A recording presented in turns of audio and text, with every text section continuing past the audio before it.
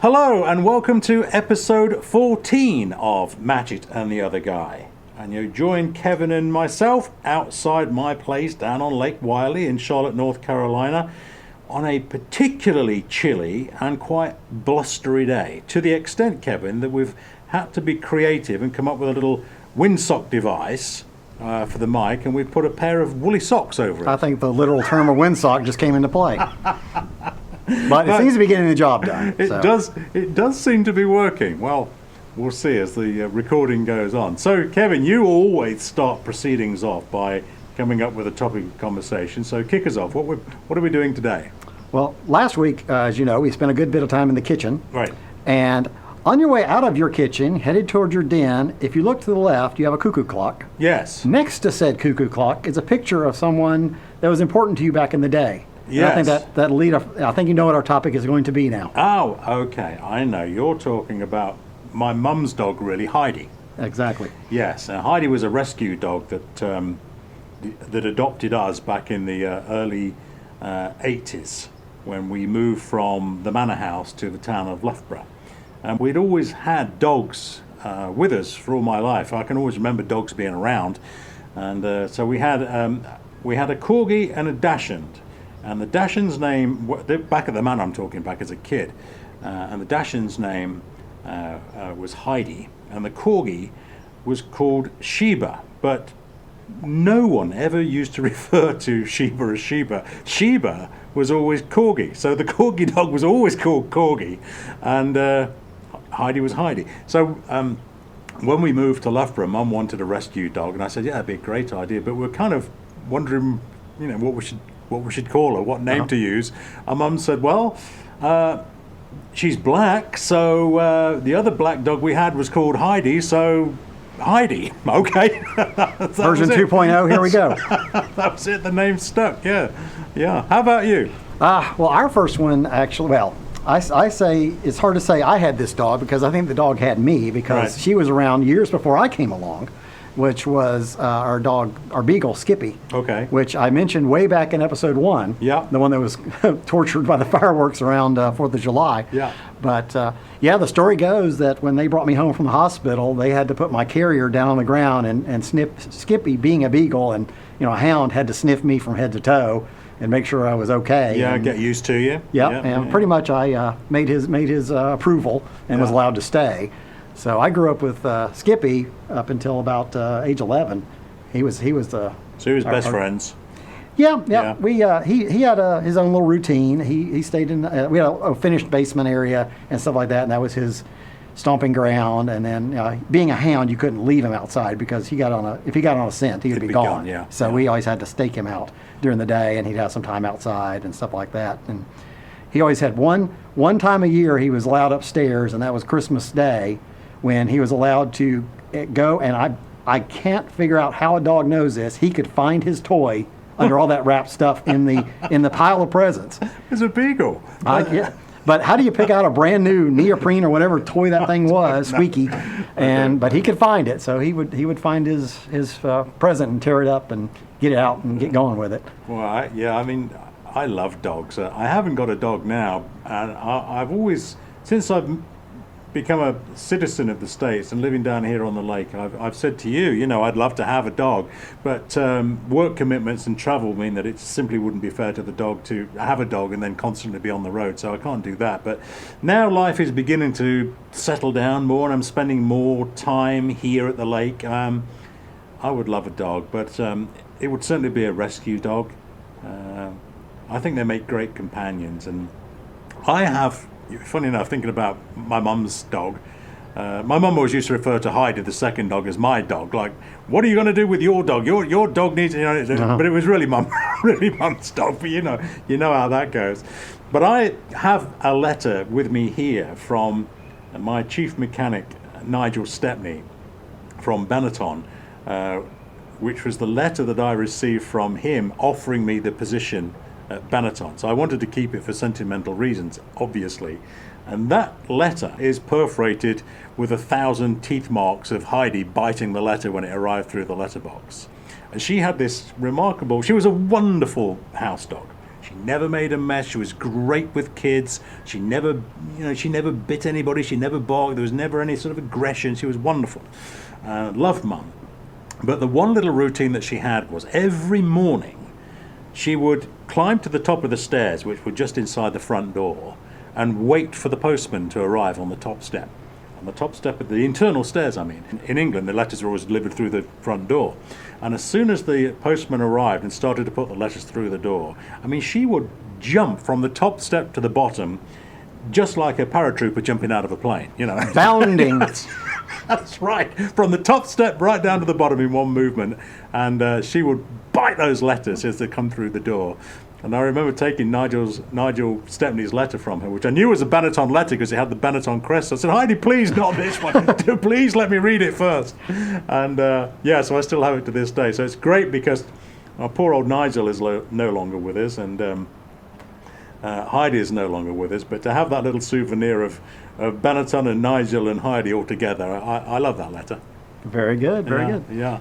After Skippy, we had moved to Florida, and Mom was kind of the, Dad had retired, and they were, heading hopefully into a quieter life and stuff like that. And Mom just did not want to take on another responsibility or something to feed, as she would say. Right. And lo and behold, they got talked into, from a friend of mine, talked into bringing me a cat or a kitten. And so we had a cat named Tabby for beginning then. Well, this cat didn't want to play, didn't want to be held, didn't want to do a whole lot of nothing. Well, that's cats for you, isn't it? Well, but this one, I tell you. Now, she did have her routine, too. She would stay she wasn't an outside cat, but Mom didn't let her have free roam of the house either. She would actually live in the garage and be able to go out on the screened-in porch at will. So that was her daily routine. And at night, she would be allowed in for evening time while Mom and Dad were watching primetime TV or reading the paper or hanging out. And what she would do, you would always hear this noise, and Tabby was ready to come in. And Dad always thought he knew what the noise was, but I'm like, it does not sound like that. Right. So down in Florida, not all Florida houses, but this one was fairly older, and it had one of those doors that had the frosted glass slat windows. Yes. That went almost tip to bottom. Yes. And you'd crank them. Well, that door had that, so we always thought that she was like scraping that bottom slat. And I'm like, again, it does not sound like that sound. Well, one day, Dad came around the corner and she didn't hear him, and he came up behind her. That cat had her hind foot on the bottom rung of that thing and had her paws on top of the doorknob and was shaking it vigorously. Wow. So, because the sound, try and open the door. Yeah, the sound when you open a doorknob and you release it and it goes back. Yeah. That's the sound I kept hearing. Yeah, the slightly sort of spring-like The trigger. springs it back. Yeah. So that cat had seen people go in using a knob and equated knob equals entrance. Yeah. And that's what she did. And lo and behold, somebody would come and let her in, so it worked. She had a little cunning to her on that one. The remarkable intelligence that cats and dogs display. But, I know it's a subject that's been debated throughout history, that cats and dogs are obviously so different, but cats just seem to tolerate their owners. Yes. Right? The owners are there mainly for their comfort and right. and needs providing. But your description there where, didn't want to be held and didn't want to be patted and didn't want to be stroked. We all see so many cats like that. It's just not in their nature, is it? Right? Yeah. Just take care of me. I will allow you to feed me, and I'll allow you to take care of me and give me somewhere warm to sleep. But let's not get too close. We're not on that sort of relationship, really. Yeah. Well, she would come in on that evening and she'd crawl up on Mom's lap and do a couple of circles, do a couple of kneads. Yes. On her leg. Yeah. And then Mom would be like, enough, and she'd flop down, and then she'd just be there getting warm for the rest of the evening until it was time to go to bed, and she was put back in her outside spot. But she did that kind of lifestyle for many years until they moved back to Tennessee, and then she just kind of had more run of the house. Yeah. But kind of had her routine and didn't like to be changed up in that in any way. That remarkable intelligence with the doorknob, for example, and you see a lot of examples of that. Cats they know how to open cupboard doors, and they get in and out of places, and this wonderful memory of where they are in the world. That idea of the geographical location. We had a cat that was called Dinky, a little ginger cat, that we had at the manor for years. And when we left the manor and moved to Loughborough town, dear old Dinky must have been 13 or 14 at the time. And of course, he'd spent his entire life in this manor house, just walking around the grounds and the woods and being on his own. Mm-hmm. And when we moved to Loughborough, we were both thinking, my mum and I were both thinking, I wonder whether or not Dinky's going to get used to this idea of being in a sort of regular-sized house, with traffic on the road. Yeah, totally different experience. Well, honestly, Kevin, within a week, Dinky had disappeared. And we're both thinking the worst, like, oh, goodness gracious, probably been run over, and, we're all very sad. And about a month passed, and we would both resign ourselves to the fact that dear old Dinky had gone, was never coming back. Well, I was on the phone talking to a friend in the hallway, and sure enough, there was a little sort of rap at the door, with a paw sort of scratching at the door, and he was back. Yeah. I don't know where he'd been for a month, but he'd found his way back again. It was quite remarkable. I thought, where have you been for the last month? Well, you put me in a new neighborhood. I got to go check everything out, come back and give you a full report, and here I am. Remarkable, yeah, remarkable. But very loyal. Cats and dogs are very loyal. Now, how do you stand on this this debate of you are either a cat person or a dog person? I think definitely can be arguments on either side. I think some people are very loyalistic to one side or the other, and they're very much that way. Yeah, but there's a few households you'll find that'll have both. Yeah. But I think there's something in people's personalities that can go extrovert, introvert. I think that's a good argument on either way. You know? Again, casting my mind back to childhood in the manor, we had cats and dogs, and they both got on fine with each other. Well, yeah, they did. I mean, it wasn't really a matter of tolerating each other. They kind of did look out for one and especially another. if they were young together. Yeah. And they grew up together. They Yeah. don't know any difference. They just know it as their friend, and they do what they do, Yes, I mean, I've got memories of both the dogs, Corgi and Heidi and Dinky. They would all flop down in front of the TV on the hearthrug in front of the fire together and Yeah. join in what was happening with the family. And when Mum and Dad would go for a walk around the manor, which sounds very grand, but that's the quirky childhood I had. They would wander off in the afternoon, late afternoon, after dinner or pre-dinner, take a walk around the gardens, and just for a couple of miles. Dear old Dinky, she'd go for a walk with them. Mm-hmm. Yeah, which to me sounds very unusual for a cat that is to a do. Yeah, kind of unusual thing. Yeah, but they're just like people. Every one of them has a different personality and such like that too. So. Yeah. All this talk about cats didn't made me even remember. I'd forgotten the ones kind of we had in college. I remember one time there was 3 of us guys living in a house off campus, kind of ways off. And I remember I came home one day, and one of the roommates, first thing he said to me is, "Don't be mad." And I was like, "Don't be mad about what?" That's right. Well, he goes and opens up one of the doors, and there's these 2 black kittens, Oh, wow. a male and a female, brother and sister. Okay. That he had been out, and they needed a home. And next thing I know, here we got these 2 cats at the house. But we named them Sid and Nancy, and they kind of grew, of course, while we were there, and grew pretty fast. But Yeah. So Sid, were they Sid and Nancy from Sid Vicious and Nancy? that's where the Spudgeon? names came Is that from, right? exactly. Yeah. Sid was not the brightest bulb in the pack, Okay. but Nancy was smart as a whip. Yeah. That cat, we would take, you'd have like a little liter Coke drink or something like that, and the cap, you could take that, show it to her, and fling it down the stairs. I mean, to where none of us could see it. Right. That cat would dart, go get it, bring it back, and drop it right in your hand. So we had a cat that played fetch. Yeah. I mean, that's an absolute sort of doggy game, isn't it? Yeah. Not a and cat. Not Sid a would have looked game. at you like, huh? Yeah. But, Why would I do that? Yeah. That's right. What's in it for me if I do that? Yeah, so you have, there's some that we had bouncing around college. You'd end up with a cat or a roommate with a cat or something like that. But I didn't have another dog until later. It was part of my career. I was a couple of years into my career, and I had my own townhome I'd bought, and I had a roommate, kind of one of actually the same roommate that brought home Sid and Nancy years prior or whatever. Okay. But I was, thinking about getting a dog. Well, one of the guys that I worked with, his family had always had corgis. So back to the corgi thing. Yeah. And they were just having, one was kind of a little too rambunctious with the smaller one, so they were trying to find the bigger one a home. And I ended up being that home. Well, it wasn't too many months before I moved with a job change. Well, that roommate I had, he worked at the Hyatt Regency Hotel in early morning room service. Oh, okay. So he would always be up at like 4 something in the morning getting ready. Well, he would take PK, the corgi. He would take him out for walks anyway, and he was always constantly, when he was at Target or something, he'd buy him a toy or something. Yeah. And they really bonded.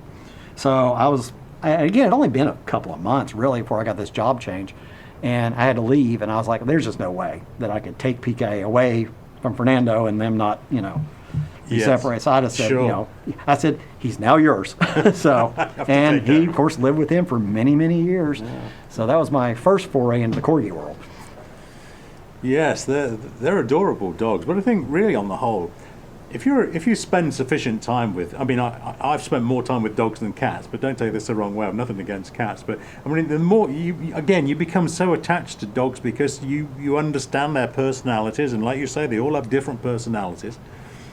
My neighbours here down at the lake have 2 dogs, and one of them, Gus, a Labrador, he'll come down here and play around. And come up and say hello, sniff around the garden and come up and say hello, and loves to get into the lake and swim around. The other dog doesn't want anything to do with that. Uh-huh. Yeah, just Yeah, labs are very much water dogs, most of them. Yes, absolutely, yeah.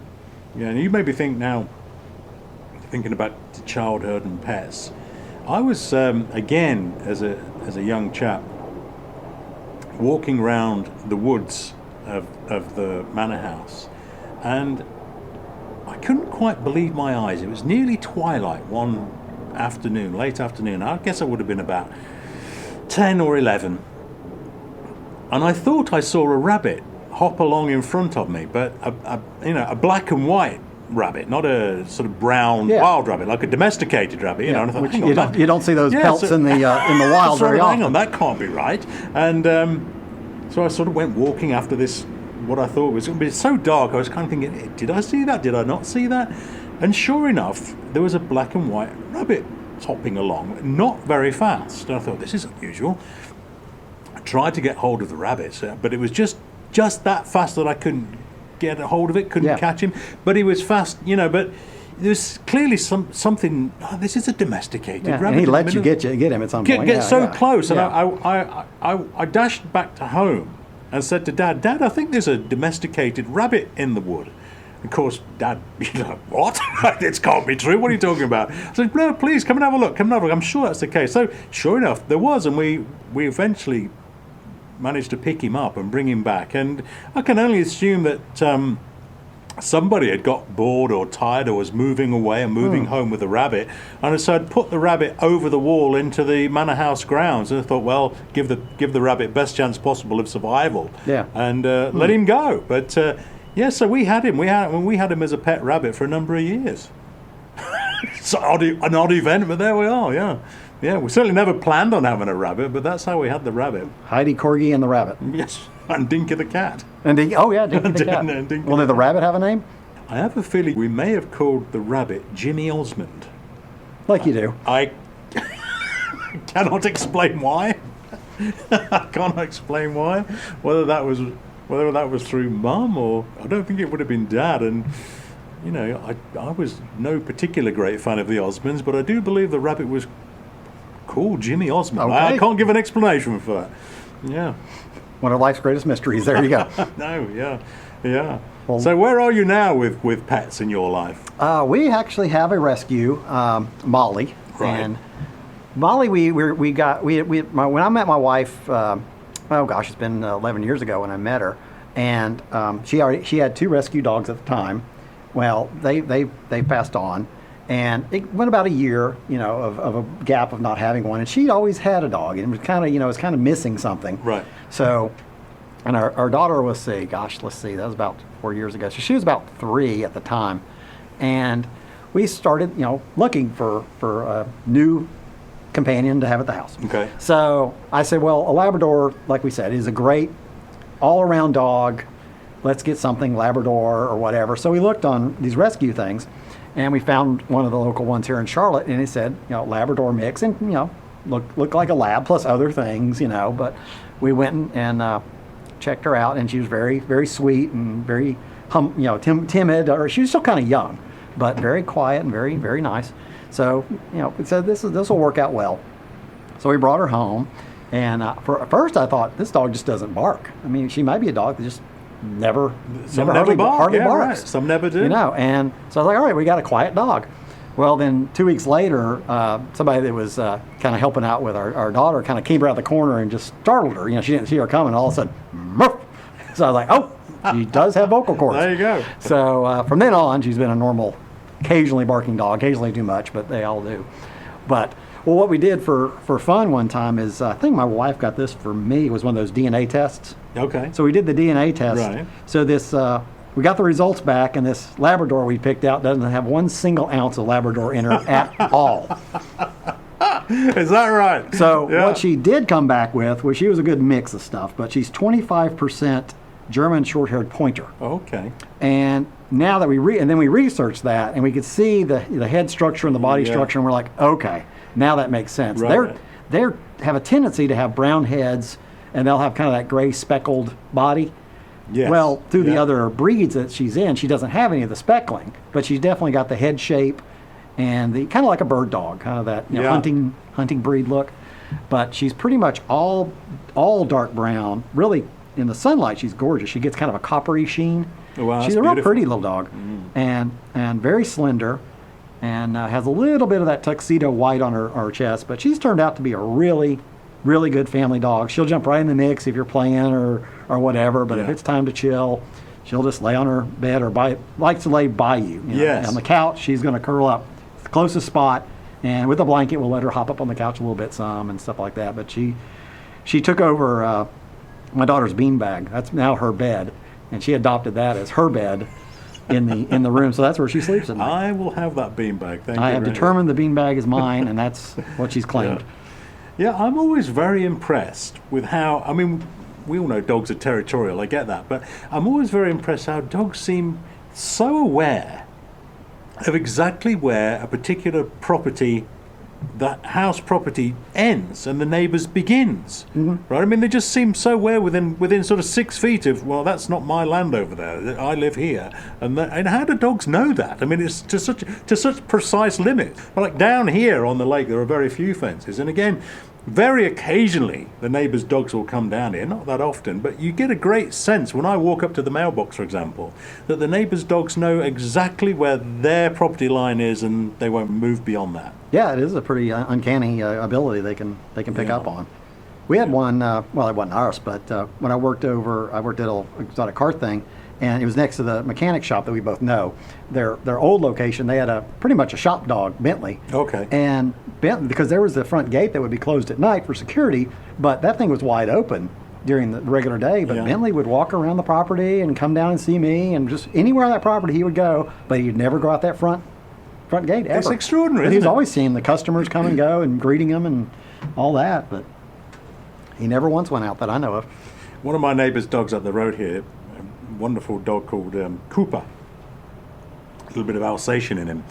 And when I first moved down here, Cooper didn't want anything to do with me and was barking because I was unfamiliar. And I said to my neighbour, you know, your dog, he's not aggressive in any way. I said, but I don't think he likes me. And my neighbour said, just give it some time. He's just got to get used to you, you know. And now we've got to the point where Cooper, I walk up to the mailboxes and Cooper just like lifts his nose. I was be like, "What's up?" You know. Yeah. I'm okay. I acknowledge you. That's right. I've been accepted now. Yeah, Cooper just now doesn't really want anything to do with me just because he's bored with me. You know. Yeah. Times have changed. Well, another one that story that kind of came along. This was, it's been right at about, almost 20 years ago now. My mom had passed, so Dad was living alone, and back in Tennessee, I was living in Florida, and this hit me in a nap. I was laying on the couch, crashed on a Saturday afternoon or something like that, and I Yeah. almost just bolted upright and said, "A dog. Dad needs a dog." There you go, yeah. And it just Yeah. hit me as an epiphany. Yeah. And I said, that's perfect. It'll give him some, companionship. Yeah. Literally someone to talk to. A reason to get up and do things. Exactly. You know, yes. Yeah. Exactly. Yeah, really, So I called my sister, and she's like, "It's a good idea," but she said, "You know how Dad is, and this is all on you." And I said, "All right." Thank you. It was fall, because I know it was before Thanksgiving. So I started kind of thinking about it, and it's going to be kind of hard you couldn't get him and say, we're going to go get one, because no way. He would never have gone for that. Nope, I'm not doing it. Nope, nope, nope. Right. So I said, we're going to have to get him one. Well, you can't really adopt for somebody else, which is good policy. Sure. You can understand why. Sure, and that makes sure. perfect Yeah. sense, especially around the holidays. Right. And you can certainly see why they do that. Yes, dogs are not presents. Yeah, well, I went down, we kind of had a common place back in Florida where I went to high school that we would meet for Thanksgiving, and Dad would go down and visit family, and I'd drive down from Jacksonville, and we'd spend Thanksgiving. And he kind of mentioned that, my Corgi that I'd had, PK, back in the day. Yeah. And I was like, okay, Corgi, okay. So then I kind of started the hunt of, kind of how can I find him someone? Well, the couple that we'd gotten PK from had always, again, been into Corgis, still on from that point. Okay. And I was just trying to find any way. So I thought, out of the blue, I'm going to call Kevin, it's another Kevin, and ask him if he knows, any connections that we can get a Corgi for Dad. Right. And I call him up, and this is one of those times I could see God's hand at work. I call him up and tell him what we're doing. He says, well, we're actually looking for a home for our 2-year-old. No kidding. And I'm like, not only that, they lived in Chattanooga, Tennessee, which is the meeting point where my family would meet me when we went to Christmas, because Yeah. my roommate at the time, his family was in Nashville, mine was in Knoxville. So we would drive up from Florida, hit Chattanooga, and a family member of mine would meet us in Chattanooga, pick me up, take me on into Knoxville. Troy would head on to Nashville. And then later, he'd come back, swing back by and get me. Right. I'm like, not only have we found the animal, well trained, Yeah. ready to go, It was meant to be this. in the story. city that we passed right through. Yeah. I said, again, there is Yeah. greater forces at That's work right, here, no yes. question about it. Yeah. So we did. We went over there and got her and then took her on in. And this was, gosh, I guess 2 days before Christmas or something. No, it might have been Christmas Eve. No, it probably wasn't Christmas Eve, but close to it. So we get there, and I went on in. I mean, literally, I just had the bags, because we told my sister, keep the dog on the porch. Right. So I went in, and I said, well, Dad, you can't wait for your Christmas present. You have to open it now. And I'd wrapped a book about Corgis. Okay. So he had something to open. So he opens this book, and he kind of looks at it and looks at me, and kind of like that, why do I have this? And I said, I kind of gave the signal, well, here comes Dharma the Corgi in on a leash with a bow wrapped around her. And first words out of his mouth were, oh no, I am not keeping that dog. There's no way. And I said, well, it's a done deal. And he said, well, she's just going to have to go to the pound. And I'm like, yeah, I'm kind of going, yeah, I'm sure that's going to happen. Well, he's introducing, and then we called the neighbors over. He said, okay, get over here. We're trying to get something done here. Come over here and help this project out. So they came over. Yes, we need assistance. And they're like, oh, Jay, that's going to be wonderful companionship for you and all that and such. So they kind of gave us a little help too. And then I hadn't eaten. So the rest of the family and I ran out and grabbed something to eat and left Dharma with Dad. Yeah. It's kind of like, we'll just leave them together. Yeah. And see if they bond. Yeah. Well, I do remember when I got back, he said, all that dog did was stand at the door waiting for somebody to come back. I'm like, well, all right, whatever. So we went on, and I remember waking up the next morning, and it's the kind of a thing with older people. They call friends and family around Sure, Christmas time. sure. They make those check-in calls. Yeah. And I could hear from upstairs Dad on the phone, and he was like saying, "You'll never guess what Kevin showed up with." And then it wasn't 5 minutes more into the conversation, I heard him say, "She is a good little dog." And I There said, you go. "That's it." I said, "This is done." That's just what you needed to hear, We yeah. have sealed the deal. Yeah. And from that point on, Yeah. she was Dad's buddy. And he would take her down to Florida anytime he went. She had the That's routine great. of the mail truck would come and she'd run out and jump on the mail truck because the mail guy always had treats for her. And they just had a good time. But at one point, not too many years later, actually just probably about 3 years later, Dad had to go into memory care. Okay. And Dharma came to live with me. Yeah. And a year later, she just developed an illness and had to be put down. But I do say that I look back on that and go, that was her purpose on this earth. Yep. Was to be Dad's companion. I believe- And I she believe served her all. purpose well. Yeah. And then went on. Yeah, that sounds like that relationship between your dad and the dog was meant to happen from how you described that story. Just all the pieces just fell into place at the right time, and I mean, just it could as not they have been should done. orchestrated any better. Yes, but you do pick up on one of the tragic aspects of pet ownership is the fact that we do all, on the whole, tend to outlive our pets. Oh, yeah. Dear old pets, they're just not around for as long as we'd like them to be. Yeah, it's just the way the world works, and you get so attached to pets, and boy, it's heart-wrenching when you have to let them go, isn't it? Well, knowing my daughter's sensitive heart, this Molly dog we have now better live to be about 50.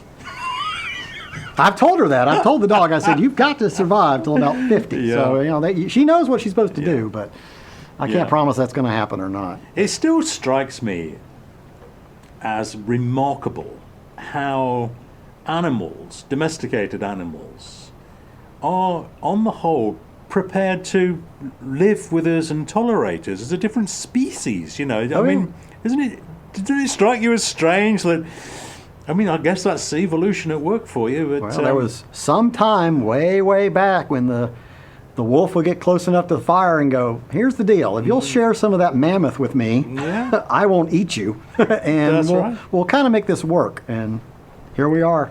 Yeah. Yes, that idea of, well, why am, you know, as the wolf would say, why am I doing all the hard work? Why don't you guys do all the hard work and just give me what's left over? I'll stay with you. I'll stay with you where the fire is. Yeah. Yeah. And now we put jingle bell hats on them and throw them in front of the Christmas tree and take pictures. On the whole, I think dogs are incredibly tolerant of how ridiculous we are. Oh, very Right? much so. And Yeah, cats do not have quite that proclivity, but Well, we just said that earlier on, didn't we? A cat's completely different personality, yes. Cats, you know, will put up with us to a degree, but dogs are infinitely more tolerant of us, I think. Yeah. Again, I've loved having dogs in my life, and there's a great sense of companionship. And now, you know, as we always do when we tend to have a chat, Kevin, we always think back to our earlier days in childhood, and I used to have just tremendous fun with our dogs as a kid. And as I said, when I used to go camping as a kid in the woods in the manor, a couple of 100 acres, probably 100 acres at least 100 acres of oak forest and pine forest, and I would go camping in the summer. And the dogs would come and spend all day with me. Yeah, they'd sit there and we'd play together and jump around and, sleep in the sun together. But as soon as the sun started to go down and the temperature started to drop, they knew where they were going, and it wasn't in the tent to spend the night with me. They just trotted off straight home, sat down in front of the fire with Mum and exactly. Dad. Let's see. A pup tent versus the nice warm hearth of the fire. I think we've made our decision. Yeah. But again, the next morning, once they'd had something to eat in the morning, they'd woken up and the family had got going again. About 9 o'clock in the morning, I could hear them ba-dum, ba-dum, ba-dum, jumping up and, up through the woods, and they'd come and spend the rest of the day with me again. Well, I mean, it's amazing with Molly right now. Just Ruth will do something of, just some mannerisms, and she knows it means, oh, we're going for a walk. Yeah. And she'll just, get that sense of what's happening. There may not be anything blatant like grabbing the leash or anything, but it's just the way she's putting on her tennis shoes or something indicates, oh, it's time for a good neighborhood walk. My mum's dog Heidi, where we started today's conversation, dear old Heidi used to bite through the letters. When it was time to go for a walk, I mean, she would just go crazy like most dogs do. Oh, it's walk, time to go crazy. We used to hang her leash near the door. So I would say to her, for example, Heidi, should we go for a walk? She's jumping up and down and going bonkers and, rushing towards the door. And so much so that I couldn't get the leash on her. Yeah, they just get, oh. Yeah, so if you just hold the leash and just sort of stand back and look at her with a stern look like, Heidi, we're not going out until you sit down, I can put this leash on. She would sit down and not move a muscle till that leash was attached. Yeah. And then she'd go crazy again. So. Yeah, I remember way back when I was younger, back to Skippy. Skippy had a harness, so we do the neck, and he kind of go around his around his shoulders and attach. So he always knew he'd run up to this little recliner that was by the door, and he'd pop his paws right up on that recliner, so it gave you access to get the harness buckled on. And back then, you didn't have all the great snaps you have now. You had to actually send it through like a belt loop and get the right thing. Definitely not as easy as we have it these days. The other thing I remember particularly about Heidi was I'm sure this is not an unusual story to many dog owners, but she just hated going to the vet. Hated it. And we would walk with her to the vets, and she knew, and I don't know how she knew this, but she knew within a couple of blocks of getting there exactly where we were going. Oh, yeah. And she would pull back at the lead and not want to go any further, and anything but to go towards the vets. But when we did get to the vet, And we finally coaxed her to go through the door into the waiting room with all the other pets, the cats and dogs and goldfish who were there that day. I mean, you wouldn't believe it was the same dog. I mean, she would sit there and not move a muscle. Like she was, you'd look at her and think, well, there's the perfect dog. Look at that. Absolutely. If I sit here like a stone statue, That's maybe right. they'll forget I'm here. She would not move a muscle. She looked absolutely perfect. But boy, getting to go to the vets just for a checkup and Yeah, and I can totally understand that, and I think that's the story with most. But I think all of our dogs we've ever had have always been pretty pretty good with the easy vets. going about the vet. Yeah. Yeah, I can't think of anyone that was really ever a big problem. So I mean, I have to assume that we all hear about how very sensitive dog sense of smell is. That I'm sure there are chemicals and smells in the vets that they just definitely. we do Yeah, not once- want to be. This is a place we do not want to be. But when they've got to go there, to be taken care of, they've got to get in there. But yeah. Boy, oh boy, Heidi knew almost instinctively that we were going to the vet before we started out. Yeah, she hated it. Well, there we are, Kevin. Look at that. I think we're almost out of time again, aren't we? I think so. I think we rolled right through. I know, remarkable how quickly these chats. I always love chatting with you, Kevin. But a great subject today to talk about pets. I love dogs and cats, and now more than ever after this conversation, I'll be thinking about I should get in touch with a rescue facility down in Charlotte and go and find a dog. But I'm a When the big timing is believer- right, the timing is right. Yes, I'm a big believer in that. And I'm a big believer that dogs are not presents, and dogs. For me, I don't ever want to be given a dog as a gift. There is a time. You've said it. You've said it exactly. When the time is right to get the dog, when the time is right. Yep. Well, gentle listener, there we are. Our time is up. Join us again for another episode of Matches and the Other Go. We better say goodbye, Kevin. We'll see you next time. Take care. Bye bye.